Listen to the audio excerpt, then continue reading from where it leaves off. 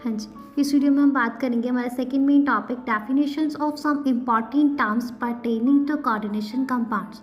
तो इसके आगे हमारे पास नेक्स्ट फर्दर जो है सब टॉपिक्स हैं, तो वन बाय वन उनके बारे में बात करते हैं। तो फर्स्ट सब टॉपिक है कोऑर्डिनेशन एंटिटी। तो कोऑर्डिनेशन एंटिटी जो है वो सेंट्रल एटम और ion body to fix number of ions और मॉलिक्यूल्स से बनती है, जैसे कि COCl3 NH3 और उसके बाहर जो है 3 है। तो ये कोऑर्डिनेशन एंटिटी है जहाँ पे कोबाल्ट आयन जो है वो surrounded by 3 ammonia molecules and 3 chloride ions. तो अदर एग्जांपल जैसे कि NiCO4 PtCl2 NH32 FeCN6 और ब्रैकेट में स्क्वायर ब्रैकेट में 4 नेगेटिव। तो ये नेक्स्ट आता है second sub topic central atom या आयन। तो in a coordination entity atom या आयन जो है to which a fix number of ions groups are bounded in a definite geometrical arrangement around it, जिसको हम सेंट्रल एटम आयन बोलते हैं। जैसे आपके पास सेंट्रल एटम और आयन जो है इन a coordination entity NiCl2 H2O4। तो यहाँ पे और हमारे पास है COCl NH3 5 2 positive square bracket 2 positive और FeCN6 स्क्वायर ब्रैकेट 3 नेगेटिव। तो यहाँ पे निकल मतलब Ni2 पॉजिटिव CO3 पॉजिटिव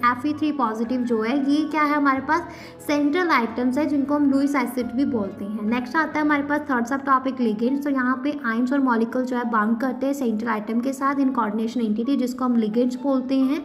और ये सिंपल आयन्स हो सकते हैं जैसे कि क्लोराइड आयन्स और कुछ स्मॉल मॉलिक्यूल जैसे कि H2O NH3 और लार्ज मॉलिक्यूल जैसे कि H2NCH2CH2NH2 और कि इवन मैक्रो मॉलिक्यूल्स भी हो सकते हैं जैसे कि प्रोटीन्स।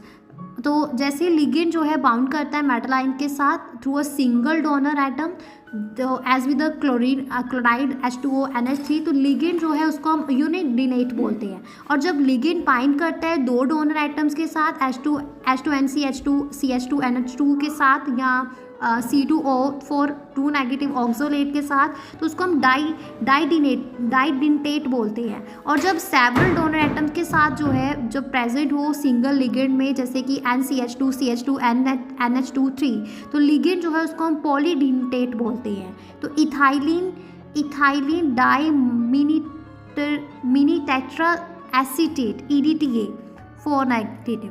तो ये जो है एक इम्पॉर्टेंट हेक्साडेंटेट लिगेंड है और ये बाउंड करता है through 2 nitrogen and 4 oxygen atoms to a central metal at ion.